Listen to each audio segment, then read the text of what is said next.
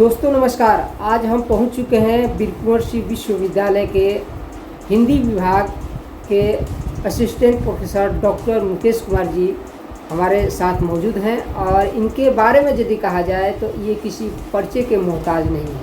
इनके परिचय के बारे में बताया जाए तो ये जो है अज्ञान विधानसभा के पूर्व प्रत्याशी बहुजन समाज पार्टी के रह चुके हैं।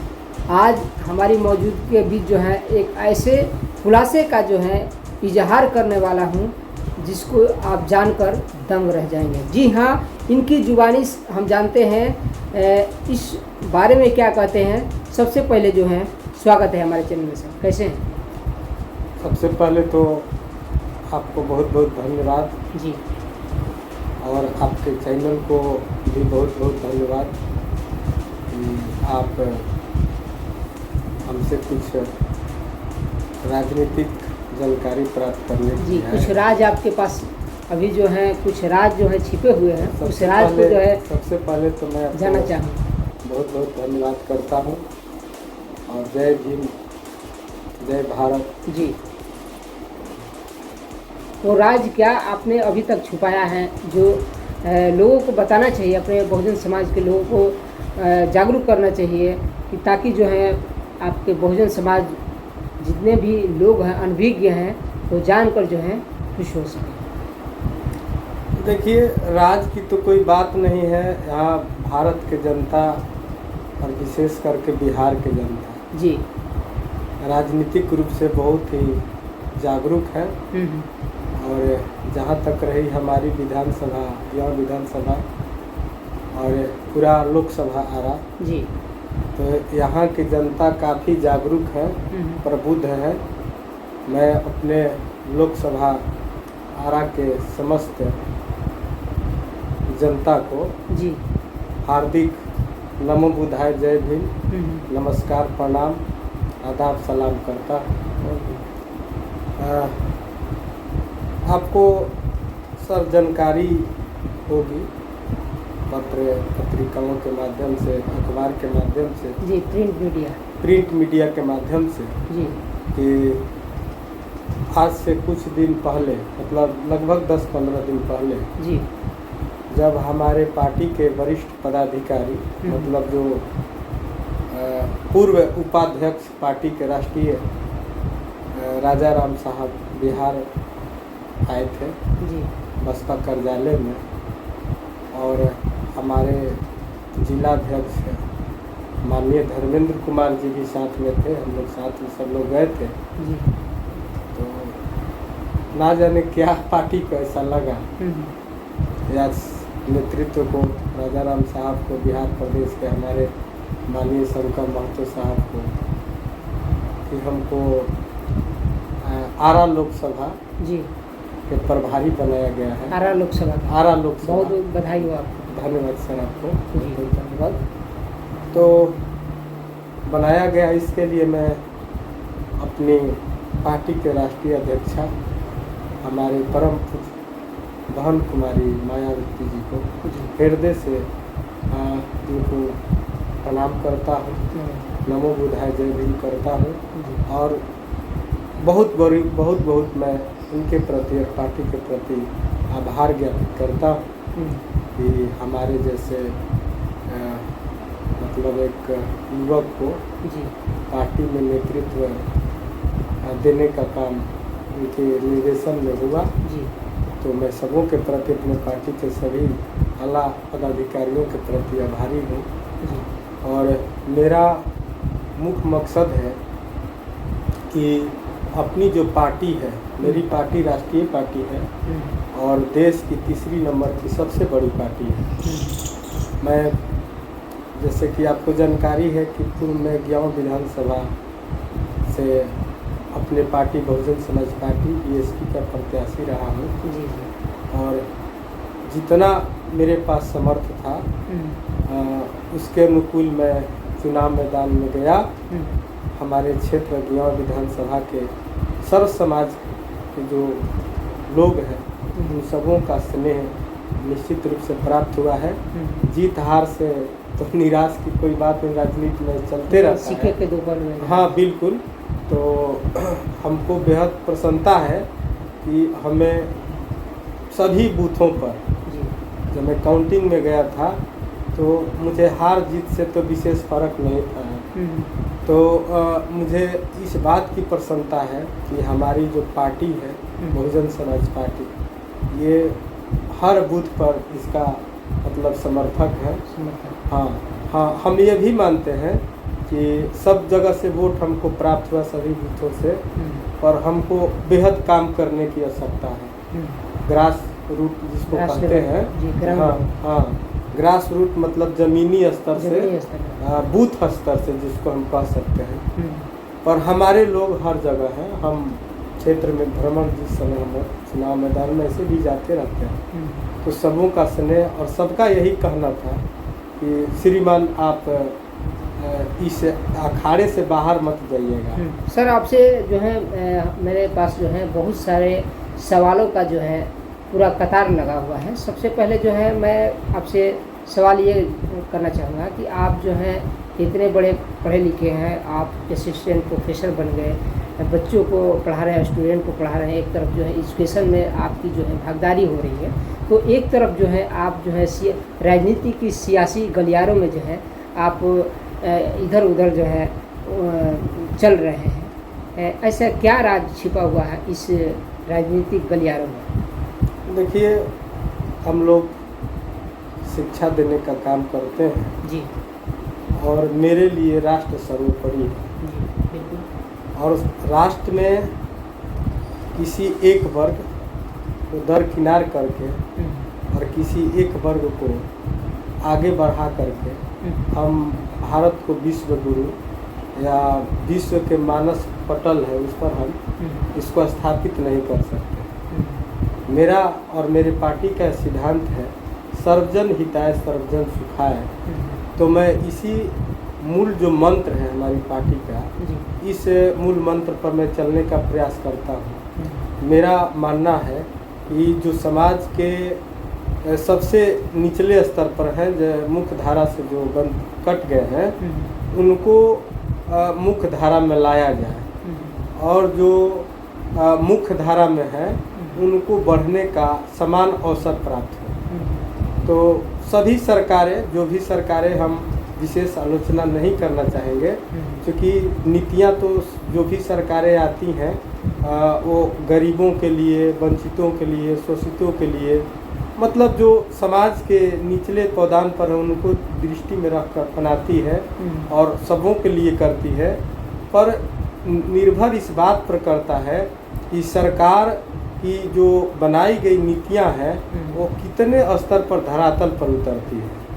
तो इसके लिए तो हम हमारे क्षेत्र के, जैसे मैं बताया कि जागरूक जनता है, तो उनको अपने जो प्रत्याशी हैं, जो जीते हुए उम्मीदवार हैं, जो वर्तमान में विधायक हैं या पंचायती राज व्यवस्था में जो भी जिस पद पर है, मुखिया है, जिला परिषद है, वर्तमान में जो सांसद हैं हमारे लोकसभा के, उनसे प्रश्न करना चाहिए कि जिस लालसा से हम लोगों ने आपको इस भारी मतों से या जिसे भी आपको मैं इसे जिताया, तो आपका यह भी दायित्व बनता है, क्योंकि जो भी हैं, चाहे सांसद हैं, विधायक हैं, जिला परिषद मुखिया, वार्ड कमिश्नर भी जो भी है, वो आपके सेवक हैं। तो हम समान रूप से घर में भी सेवक रखते हैं, तो देखते हैं कि अच्छा से काम कर रहा है कि नहीं कर रहा है, तो उसको हम चेतावनी देते हैं, कुछ धमकाते भी हैं कि भाई नहीं अच्छा से करोगे तो हम आगे से तुमको हम नहीं रखेंगे। तो हमारी हम तो यही कहेंगे कि भाई आप जिसको आप बहुमत दे करके जिताए हैं, तो मेरा आपके साथ समर्थन है, मैंने हमारे जो प्रिय जनता है उनके साथ है। पर मैं यह कहना चाहूँगा कि अपने जो भी जिसको आप चुन करके विधानसभा या लोकसभा में भेजने का काम किए हैं या पंचायती राज व्यवस्था में, तो आप उनसे प्रश्न कीजिए कि जिस लालसा से आपको हम लोगों ने विजयी बनाकर यहाँ स्थापित किया, तो आपने क्या क्या किस क्षेत्र में विकास किया। जी, सवाल पूछने का पूरा अधिकार है। बिल्कुल, क्योंकि जो जन प्रत्याशी होते हैं जनता के सेवक होते हैं। तो मेरा मानना है कि जैसे मैं बताया कि सभी वर्गों को साथ लेकर चलेंगे, तभी हमारा जो देश विश्व गुरु या विश्व मानस पटल पर होगा। तो मेरा तो जो हमारी जो पार्टी है मूल रूप से बाबा साहब के जो सिद्धांत हैं उनके बताए हुए रास्ते पर विशेष रूप से चलती है। तो उनका तो आप लोग सुनते हैं कि शिक्षित बनो, संगठित रहो, संघर्ष करो। तो बहुत बड़ा चीज़ है, तीन शब्दों में बहुत कुछ उन्होंने ये कह दिया है। शिक्षित बनने का मतलब है कि जब अच्छा शिक्षा संस्थान नहीं होंगे, अच्छे तरह से शिक्षकों की माने व्यवस्था नहीं की जाएगी, तो अच्छा शिक्षा, गुणवत्तापूर्ण शिक्षा की कल्पना करना बहुत ही हमारे लिए ये ठीक नहीं होगा। उसके पहले हमको जहाँ से शिक्षा प्राप्त होती है उसको दुरुस्त करना पड़ेगा। शिक्षा व्यवस्था को सबसे पहले दुरुस्त करना पड़ेगा, क्योंकि अधिकांश लोग हमारे भारत में मतलब कि आप देखेंगे तो सभी समाज के लोग में गरीब हैं जिनके पास रहने के लिए छत नहीं है और खेती जोग, कृषि जोग जमीन भी नहीं है, सबके पास नहीं है। तो एक ही रास्ता है कि शिक्षा के माध्यम से हम आगे बढ़ सकते हैं। और सरकार तो भाई योजना बना ही रही है सबके लिए, तो बना रही है तो धरातल पर दिखना चाहिए, और धरातल पर उतारने वाले उनके जो प्रशासन के जो लोग हैं, चाहे वो प्रशासनिक जो विभाग जो है वह इसको धरातल पर उतार सकती है। हमें भी मानते हैं कि कोई भी मुख्यमंत्री हो या प्रधानमंत्री हो, वो आपके एक व्यक्ति से जा करके नहीं कर सकता, नियमन देता है और उसको पालन कराने वाला जो कार्यपालिका है तो उसको कराती है। कार्यपालिका विधायिका का सरकार में अहम भूमिका हो जाती है। तो अगर ये दोनों ठीक ठाक चलेंगे तो न्यायपालिका व्यवस्था जो है उस पर भी विशेष बोझ नहीं होगा। अच्छा से सब काम होगा तो न्यायालय में, कोर्ट कचहरी में मामले कम जाएंगे। तो इसको ठीक करना पड़ेगा शिक्षा को। आपसे तो बातों में जो है आपने 3 जो स्तंभ है, बातों में 3 स्तंभ की आप जो उल्लेख कर दिए। एक स्तंभ वो बचा है, उस स्तंभ के बारे में क्या कहते? देखिए सर, आप अच्छे हैं, भले हैं, समाज में क्या हो रहा है नहीं हो रहा है, अगर हमारे चौथी स्तंभ मीडिया नहीं रहे, जैसे मैं भला हूँ या बुरा हूँ या जनता के प्रति, देश के प्रति, राज्य के प्रति मेरा क्या सोच है, अगर आपके माध्यम से अगर मैं कुछ नहीं रखूँगा तो लोगों तक मेरी बात नहीं पहुँच पाएगी, क्योंकि मैं हर जगह नहीं जा सकता।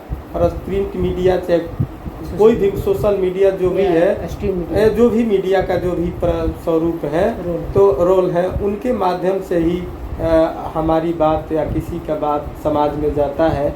और समाज सर्वोपरि है, समाज से ही सब कुछ आपको मिल रहा है। अच्छा सर, आपसे जानना चाहेंगे कि अभी जो है जिस मीडिया के बारे में चर्चा आपने की, और चर्चा होनी चाहिए, और चर्चा जो है, चर्चा का जो भाग है ज़मीनी स्तर पर कितना खरा उतर रहा है मीडिया के बारे में कहा जाए तो, अगर प्रिंट मीडिया है, सोशल मीडिया है, स्ट्रीम मीडिया है, तो एक तरफ जो है स्ट्रीम मीडिया जिसको गोदी मीडिया भी लोग कह सकते हैं, तो प्रिंट मीडिया भी उसमें भी गोदी मीडिया भी लोग कह रहे हैं। एक तरफ जो है सोशल मीडिया जो जन तक जो है पहुंचकर जो है उनकी आवाज़ को जो है बुलंदी पर ला रहे हैं। तो आप जो है स्ट्रीम मीडिया, प्रिंट मीडिया यानी गोदी मीडिया बनाम जो है सोशल मीडिया, किस नज़र में आप देख रहे हैं? देखिए, हम ये कहना चाहेंगे, जैसे आप ही को हम ले लें, आपके जैसे बहुत सारे छोटे छोटे जो सोशल मीडिया वाले लोग हैं, तो वो जनता के बीच वास्तविक बातों को पहुंचाते हैं। ये लगता है? हाँ हाँ, बिल्कुल 100%। बहुत सारे जो स्ट्रीम मीडिया वालों का कहना है कि जो है या फिर जो गोदी मीडिया है उन लोगों का कहना है कि यूट्यूबर है, कोई उन लोगों का वैल्यू है जी। देखिए हम ये कहना चाहेंगे कि आम जनता का कोई अखबार नहीं है या न कोई बड़ा सोशल मीडिया है, पर भारत के हर नागरिक को अपने विचार अभिव्यक्त करने का अधिकार है। और जब तक कोई अपना विचार अभिव्यक्त नहीं करेगा, उसके विचारों से कोई अवगत नहीं हो सकता। तो मेरा, अब जैसे मेरा ही मान लीजिए, मेरा तो अपना कोई अखबार नहीं चलता है, ना कोई पत्रिका चलता है, तो आपके जैसे जो प्रबुद्ध हमारे जो देश सेवा कर रहे हैं, तरह से हम कहेंगे, समाज सेवा तो कर ही रहे हैं, देश सेवा कर रहे हैं, कि हमारे जैसे साधारण लोगों का बात जो है आपके माध्यम से समाज के बीच जाता है, ठीक है ना। बड़े बड़े अखबार वाले तो किसी न किसी के गिरफ्त में ज़रूर हैं। अगर मीडिया वाले भाई को बुरा लगे तो इसके लिए हम क्षमा प्रार्थी उनके लिए नहीं होंगे, ठीक है।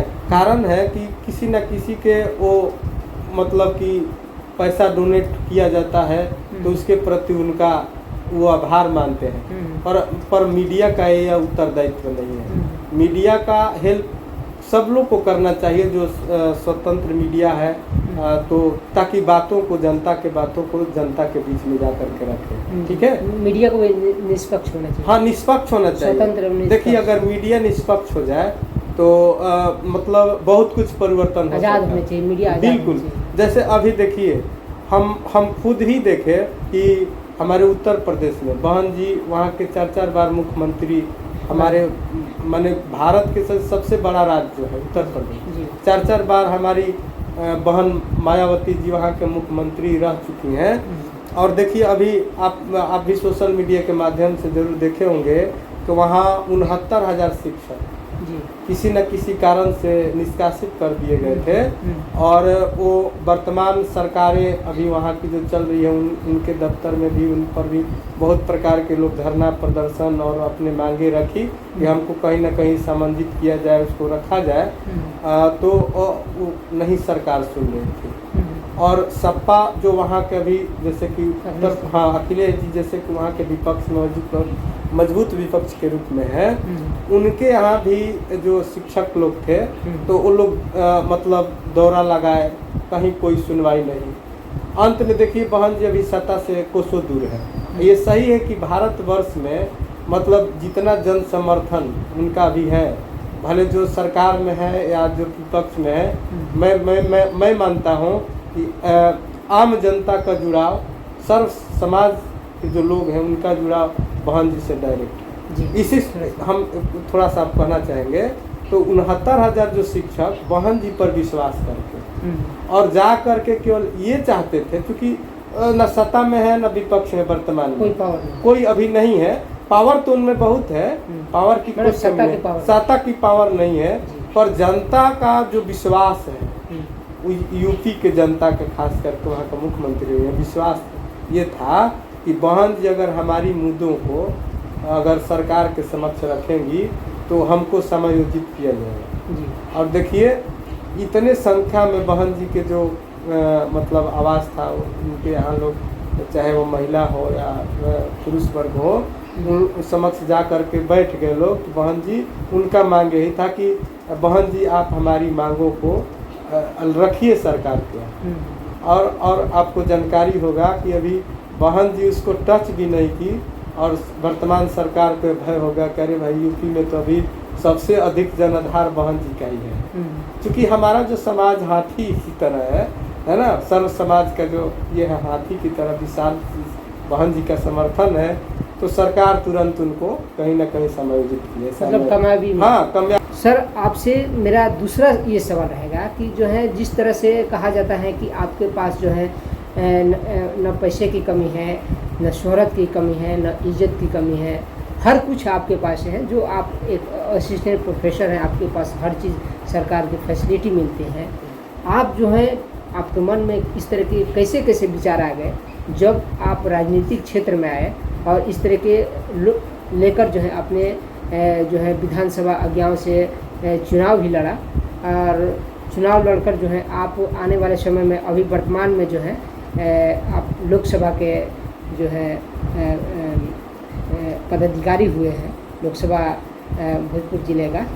तो इस बारे में जो है आप क्या कहते हैं, जिस प्रकार से आप इतने बड़े जो उच्च पद पर जो है आप आए? देखिए श्रीमान, मेरा तो ऐसा मानना है जी कि मैं किसी बड़े पद पर नहीं हूँ, मैं एक समान भारत का नागरिक हूँ, और जो हमारा संविधान जो व्यवस्था दिया है उसके तहत मैं परिश्रम द्वारा और कमीशन द्वारा जो भी सिस्टम है भारत का, उसके द्वारा मैं चयनित होकर के व्यक्तिगत श्रम के द्वारा मैं यहाँ तक विश्वविद्यालय तक पहुँचा। और मेरा या सब भारत के जो भी नागरिक हैं उनका प्रथम दायित्व है राष्ट्र, और राष्ट्र का निर्माण व्यक्ति से, समाज से और तब देश बनता है ना। तो स्वच्छ जब तक समाज नहीं होगा, स्वच्छ के मायने ये है कि पहले तो भ्रष्टाचार मुक्त समाज, करप्शन मुक्त हो, शिक्षा व्यवस्था सुदृढ़ हो, स्वास्थ्य चूँकि स्वस्थ शरीर में ही स्वस्थ मस्तिष्क का विकास होता है, और स्वास्थ्य तो सबको जरूरी है ना, चाहे वो छात्र हो, नौजवान हो, बुजुर्ग हो। और बुजुर्गों को तो विशेष स्वास्थ्य की और बच्चों की जरूरत पड़ती है। मतलब सारी जो व्यवस्था है जो डैमेज हो रही है, जो व्यवस्था असंतुलित हो रही है, उस व्यवस्था को आप संतुलित करना चाहिए। आपका मेरा मानना ये है कि शिक्षा को सुदृढ़ कीजिए। जो गरीब छात्र है, चाहे वो किसी समाज के हैं, चाहे वह अपर कास्ट के हो या मतलब कि SC ST OBC समाज के हो, जो गरीब समाज के बच्चे हैं। अभी देखिए, जैसे जो रोजगार देने वाली शिक्षा है, जैसे BEd है, DLED है, या इंजीनियरिंग है, मेडिकल है, इसमें जो गरीब छात्र हैं जिसको आप आरक्षित बनाए हैं, तो वैसे लोगों को मतलब कि आप शिक्षा मुफ्त में दीजिए। आप हम राशन वासन बंद कर देंगे। राशन बंद? हाँ, मेरे ख्याल से। अरे बाप रे, ये जो है एक बहुत बड़े जो है इन्होंने बात की है कि जिस प्रकार से बंदरबाट लगा हुआ है राशन को लेकर, और इनका कहना है कि आप जो है जिस प्रकार से आप राशन दे रहे हैं, उस राशन को न देकर जो है आप एजुकेशन के क्षेत्र में जो है या फिर हेल्थ सेक्टर में उसी चीज़ को जो है नहीं। मेरा सर कहना ये है कि आप जैसे आप जिस स्थिति में हमको देख रहे हैं, हम भी बहुत ही निम्न परिवार से आते हैं, ठीक है ना। तो यहाँ तक या आप मुझसे जो आज कुछ जानने के लिए आए हैं, इसका एक ही कारण है, जो शिक्षा, ठीक है। अगर एजुकेशन है, हाँ बिल्कुल, अगर मैं एजुकेटेड नहीं रहता तो मेरा सिलेक्शन यहाँ नहीं होता, और मेरा सिलेक्शन हुआ तो मुझे लोग जाने, और आप भी हमसे कुछ जानना चाहेंगे क्या बात है। तो मेरा कहना ये सर कि जो राशन आप दे रहे हैं गरीबों को, कि गरीब है तो उनको राशन नहीं, आप उनको फ्री में शिक्षा दीजिए, उत्तम कोटि की शिक्षा दीजिए। वो खुद नौकरी रोजगार करके अनाज भी खरीद लेंगे, जमीन भी खरीद लेंगे, सारा सुख साधन कर लेंगे, है ना। तो पहले आप सर शिक्षा को जो है, हाँ शिक्षा जो गरीब आदमी है किसी भी हाँ तो मुफ्त मिल रही है ना, कहाँ मिल रही है आपको। ग्रेजुएशन मैट्रिक तक तो शिक्षा मेरे समझ से, और कॉलेज तक मान लेते हैं कि आप ग्रेजुएशन PG तक माने कम मूल्य पर आपकी पढ़ाई हो जाती है। पर आपको ग्रेजुएशन PG करने से कहीं आपको रोजगार मिल रहा है तो बताइए। वोकेशनल कोर्स के लिए आप बोल रहे हैं, वोकेशनल कोर्स है जो रोजगार देने वाली जो है। अच्छा, जैसे रोजगार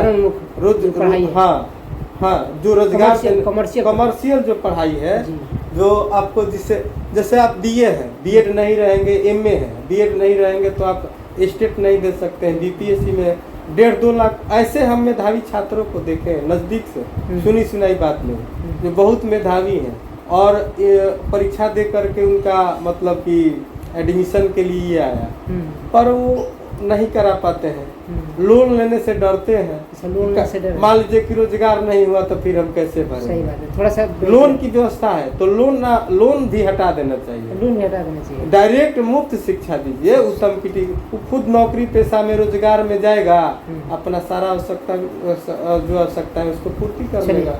आपसे जो है मेरा विभाग जो है तीसरा सवाल ये रहेगा कि आप जो है लोकसभा को देख रेख करने वाले जो भोजपुर जिला के अंतर्गत जो है आपको जो है ये पद मिला हुआ है, आप जो है कैसे मैनेज कर पाएंगे। बहुजन समाज पार्टी एक इकलौती पार्टी है जो बिहार में जो कहा जाए तो एक जो विधानसभा में एक सीट मिला है उनको, तो इसको कैसे आप संगठित कर पाइएगा। जो अभी जो है बहुत ही तितर बितर अभी चल रहा है व्यवस्था, चाहे बहुजन समाज पार्टी की हो या फिर अन्य कई पार्टियां हैं जो अभी भी स्थिति उनकी ठीक नहीं चल रही है, क्या करते हैं। देखिए सर, ऐसा नहीं है कि स्थिति ठीक नहीं है, हाँ ये है कि जो हमारे पार्टी के जो मुख्य जनाधार है जिनके मतलब विशेष रूप से SC ST समाज के लोग जी, और SC ST समाज के लोग आप जानते हैं कि समाज में सभी वर्ग के लोग गरीब हैं, पर आप मूल्यांकन सर करेंगे तो अभी भी SC/ST समाज के जो लोग हैं, OBC समाज में भी गरीब है, सब देखेंगे तो, पर आप मूल्यांकन सही मायने में करेंगे तो अभी भी मतलब 95% SC/ST में ही आपको मजदूर मिलेंगे। SC/ST में कई जातियां हैं, ठीक है, अनेक जातियां हैं। तो वो मतलब कि इलेक्शन टाइम में लोभ लालच में पड़ जाते हैं और ऐसा नहीं समर्थक हैं, पर जब आप किसी न किसी लोभ लालच में पड़ जाएंगे तो आप ये नहीं देखेंगे कि इससे मेरा हानि हो रहा है या लाभ हो रहा है। मतलब जैसे उस समय हाँ, मतलब कि चले जाते हैं। पर बहुत सारे हमारे ऐसे समर्थक हैं कि जिनके यहाँ वोट मांगने जाइए या नहीं जाइए, वो जो बाबा साहब को जो मानने वाले हैं, जो मान्यवर कांसी राम साहब को मानने वाले हैं, वो हमारी बहन जी को भी मानते हैं। और चूँकि ये जो बाबा साहब को जो बनाया हुआ है, एक तरह से हम पार्टी कर सकते हैं, जो उनका चुनाव चिन्ह था नीला झंडा हाथी निशान, जब उस समय उनके समय में जब नहीं चल पाया तो उसको मान्यवर कांसी राम साहब ने जब पार्टी बनाई बामसेफ DS4 और बहुजन समाज पार्टी 84 में, तो उन्होंने एकदम ठीक उन्हीं का जो सिंबल था बहुजन समाज पार्टी के, तो कहीं ना कहीं जो विशेष करके जो ये वर्ग है तो ये तो 100% जुड़े हुए हैं। और सभी समाज के लोग, सर्व समाज के लोग जो प्रबुद्ध है, चाहते हैं कि मतलब देश का सही मायने में विकास हो। तो जो समाज के जो निचले मतलब एक तरह से जो बैकग्राउंड पर पड़े हुए हैं, उनको जब तक हम लेवल तक नहीं ले जाएंगे तो सही मायने में विकास नहीं होगा। इसलिए SC/ST और सर्व समाज के गरीबों के उत्थान के लिए विशेष प्रयास करना। सर, आपसे जो है एक अगला सवाल मेरा ये रहेगा कि आप जो है जिस प्रकार से बहुजन समाज पार्टी की बात करते हैं, बहन कुमारी मायावती जी की बात करते हैं, आप जो है इस राजनीतिक क्षेत्र में जब से उतरे हुए हैं, आपको क्या ऐसा लगा बहुजन समाज पार्टी में जो आपको सबसे बेटर लगा? देखिए, बहुजन समाज पार्टी में सबसे जो बेस्ट लगा या बेटर लगा, जो समझे बेहतरीन लगा, क्योंकि यह मैं आपको बता चुका हूँ कि ये बाबा साहब जो हमारे भारत के जो महापुरुष रहे हैं, बहुजन समाज और सर्व समाज के जो समतामूलक समाज बनाने के प्रति जो जिनका ये चिंतन था, उनके विचारधारा पर हमारी पार्टी और पार्टी के मुखिया माननीय हमारी कुछ बहन कुमारी मायावती जी चलती है। बाबा साहब केवल SC/ST के लिए ही संविधान नहीं, भारत को नहीं बनाए थे, ये भारतवर्ष के लिए बनाए थे, जो सबको समानता के अधिकार देती है, हमारे समतामूलक समाज बनाने की ओर ये हमारे बाबा साहब की दृष्टि से उसको लेकर के इन्होंने कि ऐसा नहीं है कि किसी एक समाज के लिए की है, ठीक है। तो हमारी पार्टी का मैं बताया कि मूल मंत्र है सर्वजन हिताय सर्वजन हिताय। तो सर्वजन का मतलब है हुए उसमें SC/ST OBC माइनॉरिटी और अपर कास्ट के मतलब कोई रह नहीं सक, उसमें कोई वंचित नहीं रह, सर्व समाज में सभी लोग आते हैं। जी, आपसे थोड़ा सा ये मेरा सवाल रहेगा, थोड़ा सा आपको ब्रेक लेना चाहूँगा कि मेरा सवाल ये है कि आप देख सकते हैं कि जिस प्रकार से आप बोलते हैं सर्व समाज के लिए बहुजन समाज पार्टी काम करती है, और क्या आपको ये नहीं लगता है कि बहुजन समाज पार्टी में कुछ ऐसे भी लोग हैं जो आकर जो है इस पार्टी को ध्वस्त करने की कोशिश कर रहे हैं? देखिए, हमारे समझ से, चूँकि मैं लगातार मतलब कार्यालय और क्षेत्र में भ्रमण करता हूँ, हमारे पार्टी का भी ऐसा निर्देश है कि चूँकि पहले तो हम खुद स्वच्छ रहेंगे, जैसे हमारी पार्टी और पार्टियों में देखेंगे मतलब कि भ्रष्ट लोग हैं, दागी लोग हैं, उनको भी सिंबल दे करके चुनाव मैदान में उतारती है। पर मैं अपने पार्टी के मुखिया के प्रति मतलब आदर सहित उनका आभार व्यक्त करता हूँ। एक भी दागी प्रत्याशी को न लोकसभा में उतारती है न विधानसभा में उतारती है, क्योंकि जो जैसा रहेगा वैसा सोचेगा। तो मेरी बहन जी का तो सोच बहुत ऊंचा है कि जब स्वच्छ छवि के लोग जाएंगे उसी के अनुरूप काम भी करेंगे। और पार्टी की भी बीच है, जैसे मेरा तो अपना विचार है कि अगर हम अपने जो मुझे कार्य दायित्व दिया गया है उसका मैं निर्वहन नहीं कर सकूंगा किसी कारण से, तो मैं खुद त्याग पत्र दे दूंगा। पार्टी से मतलब पार्टी से जुड़ा रहूँगा, पर मेरा नैतिक दायित्व बनता है कि जिस कार्य को हमारे शीर्ष जो नेतृत्व है ये मान कर दिया है कि काम करेंगे और उस पर हम खरा नहीं उतर रहे हैं, हम पार्टी को मजबूत नहीं करेंगे, तो हम भाई क्यों उस पद पर रहेंगे? हम सामान्य सदस्य बनकर ही रहेंगे। तो और कुछ लोग हैं कि नहीं बने रहना चाहते हैं, केवल इस पार्टी की बात नहीं और पार्टी में। तो अगर हमारी पार्टी में जो लोग आए और वर्तमान की जो स्थिति बता रहे हैं, जो पद पर बैठे हैं काम नहीं कर रहे हैं, उनको तुरंत उस पोस्ट से हटा दिया जा रहा है। बिल्कुल, निष्कासन अलग होता है, पद से हटा दिया जा रहा है, दूसरे लोगों को स्थापित किया जा रहा है। आपसे जो है एक अंतिम सवाल रहेगा, मेरा ये सवाल है कि अभी आप वर्तमान में देख सकते हैं कि जिस प्रकार से अभी भारत की जो स्थिति, पूरे भारत की स्थिति बता रहे हैं, जिस तरह से शिक्षा व्यवस्था को लेकर अभी जो अभियान चला, जो आंदोलन चला छात्रों और यूथ के बीच जो है, अभी जो पेपर लीक का मामला को लेकर जो है जिस प्रकार से जो शिक्षा मंत्री को जो है इस्तीफा दिलवाया गया, एक तरह से इस्तीफा दिया उन्होंने, जिस तरह से छात्र आंदोलन में जो है बहुत सारे छात्रों को जो है छात्र जो है मारे गए, उसमें जो है बहुत सारे जो है छात्र जो है कि उनकी स्थिति खराब हो गई, उन लोगों का भविष्य खराब हो गया।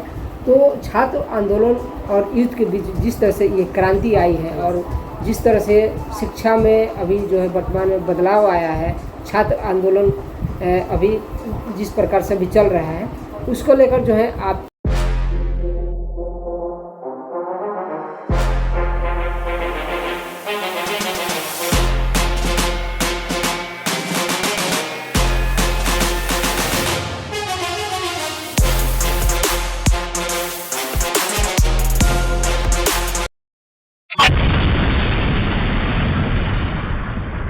हम जैसे बताएं कि शिक्षा को मुक्त कीजिए, उत्तम शिक्षा दीजिए तो लोग आगे बढ़ेंगे, ये बात कहने के लिए भी अच्छी है और इस पर अमल भी करना चाहिए।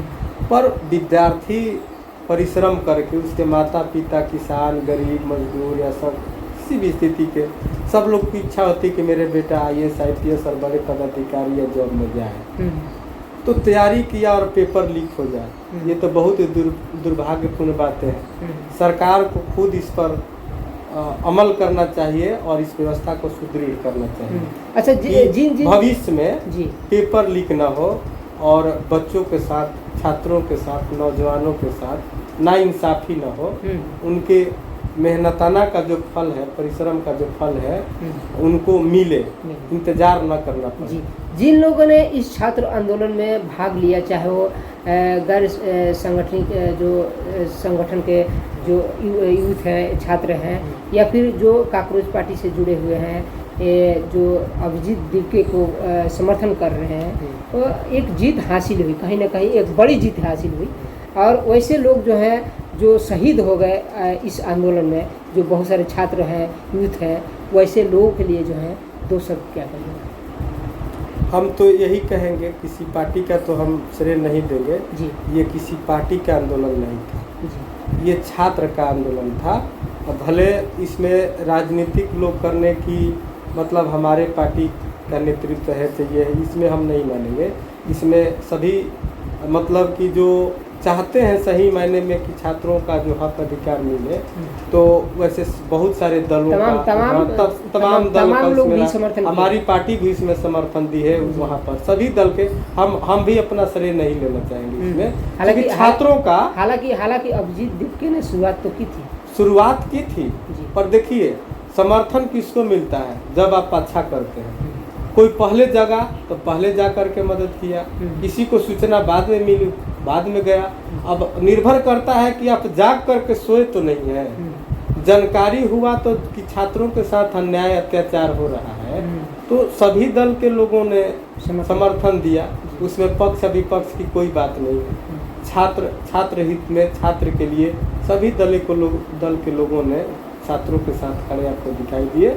हाँ, कोई पहले जाता है उस आंदोलन में, कोई बाद में, पर जो गए उनके प्रति मैं आभारी हूँ कि छात्र हित में आप जो भी तमाम दलें हैं खड़ी हुई, उनके लिए क्या करें? शहीदों के लिए तो मेरा माने आश्चर्यपूरित नमन है कि जो छात्र जिसके लिए संघर्ष किए और अपने हक अधिकार के, वाजिब हक अधिकार के लिए ये मतलब कि मतलब शहीद हुए तो मानवता के लिए शर्मसार की बात है। एक विद्यार्थी मतलब जो राष्ट्र निर्माता होता है तो उनके प्रति तो मेरा विशेष श्रद्धांजलि है।